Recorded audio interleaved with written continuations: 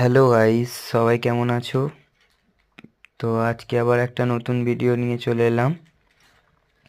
ভিডিওটা করার একটাই কারণ, কাটিং করতে করতে হঠাৎ কারেন্টটা চলে গেল। তো আমার কাছে এখানে মানে এমার্জেন্সি লাইটের এখনো ব্যবস্থা করিনি, তো যার জন্য এই প্রবলেমটা আর কি হলো। তো কাটিং থামাইনি, কাটিং কমপ্লিট পুরো করেছি। তো ওই যে কাটছিল সেও আমার হেল্প করছে আর কি, হাতে ফ্ল্যাশ লাইট নিয়ে। সে বলছে আমিও ভাইরাল হয়ে যাবো তোমার সাথে। তো কার কার সাথে এরকম হয় একটু জানিও। আর পুরো ভিডিওটা